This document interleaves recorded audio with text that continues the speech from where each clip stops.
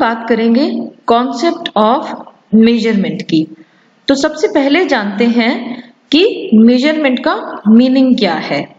What is the meaning of measurement?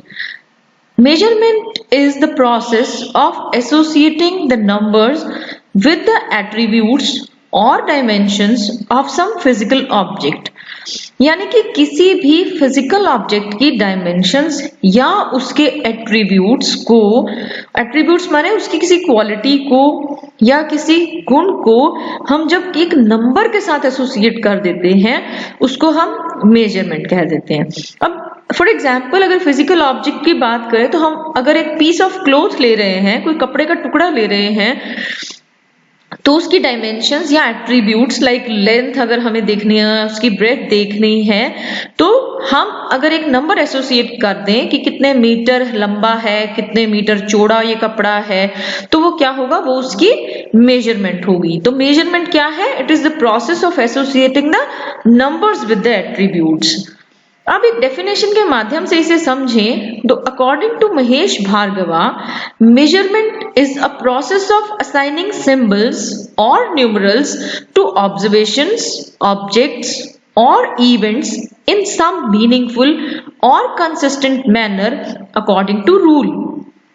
ये definition भी वही कह रही है कि मेजरमेंट क्या है, एक प्रोसेस है ऑफ असाइनिंग सिंबल्स और न्यूमरल्स। सिंबल्स की बात कर रहे हैं, फॉर एग्जांपल हम किसी चीज को कहते हैं कि फर्स्ट, सेकंड, थर्ड, तो कुछ सिंबल दे रहे हैं हम।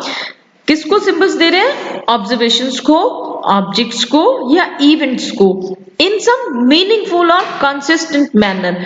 मीनिंगफुल और consistent manner according to rule, like एक किलोमीटर में कितने मीटर हैं, एक मीटर में कितने सेंटीमीटर हैं, इस तरीके से कुछ रूल्स के अकॉर्डिंग हम न्यूमरल्स देते हैं या सिंबल्स देते हैं। तो ये थी मेजरमेंट, जिसमें हम न्यूमरल्स या सिंबल्स असाइन करते हैं किसी फिजिकल ऑब्जेक्ट को।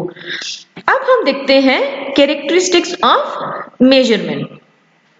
सबसे पहली कैरेक्टरिस्टिक वही है कि description of data in numbers. Measurement में हम किसी भी डाटा को नंबर से डिस्क्राइब करते हैं।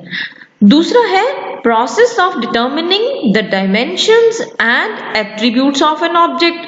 हम किसी भी ऑब्जेक्ट की डायमेंशंस को या एट्रीब्यूट्स को डिटर्मिन कर सकते हैं।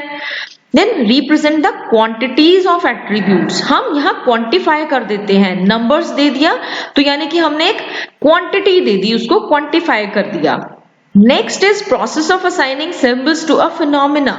यहाँ हमने अभी बात की कि हम सिंबल्स भी असाइन कर सकते हैं मेजरमेंट के अंदर। Next is it is a means to an end but not an end in itself.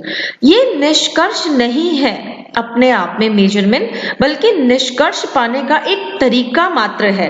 It is not to an end but it is means to an end but not an end in itself. Next is in educational measurement there is no absolute zero point. जब हम measurement की बात करते हैं education में तो वहां zero absolute point नहीं होता। लाइक हम ये नहीं कह सकते किसी का IQ जीरो है, किसी की क्रिएटिविटी जीरो है। तो एजुकेशनल मेजरमेंट में कोई एब्सोल्यूट जीरो पॉइंट नहीं होता।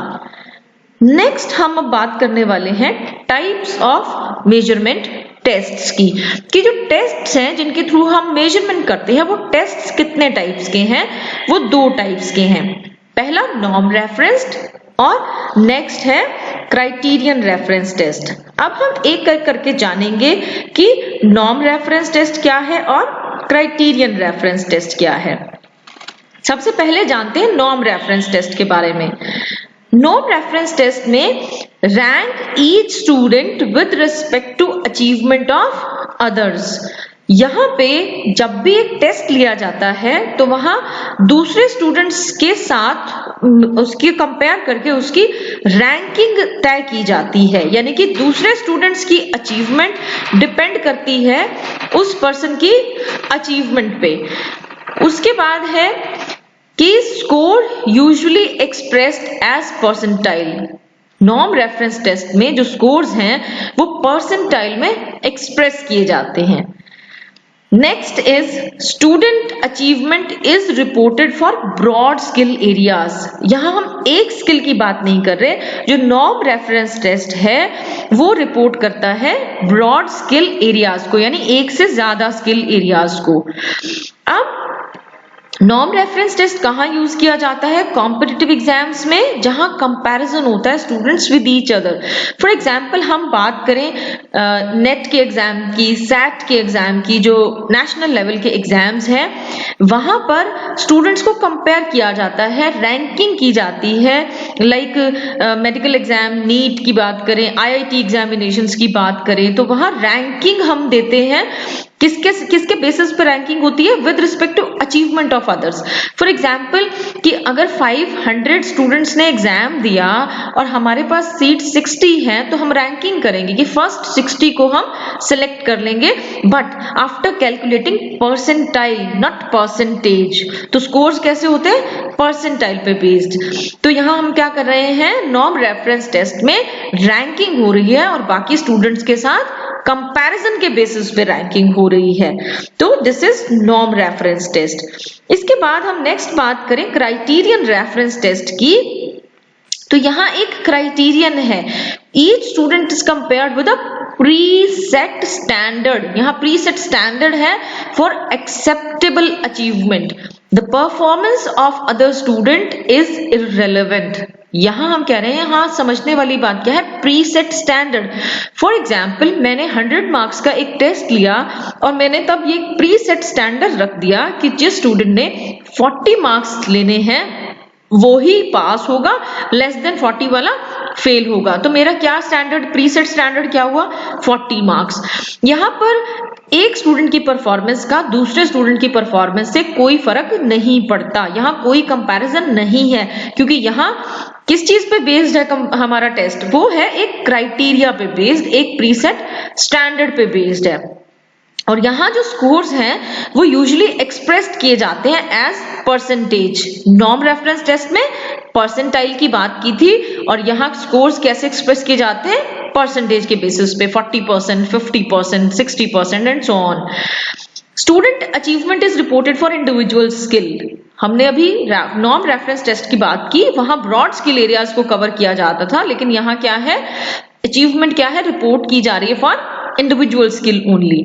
और यहाँ जो असेसमेंट हो रही है वो हो रही है अगेंस्ट फिक्स्ड स्टैंडर्ड और criteria. This is the difference, और these are the norm reference test or criterion reference test. I hope this is clear to you. Thank you.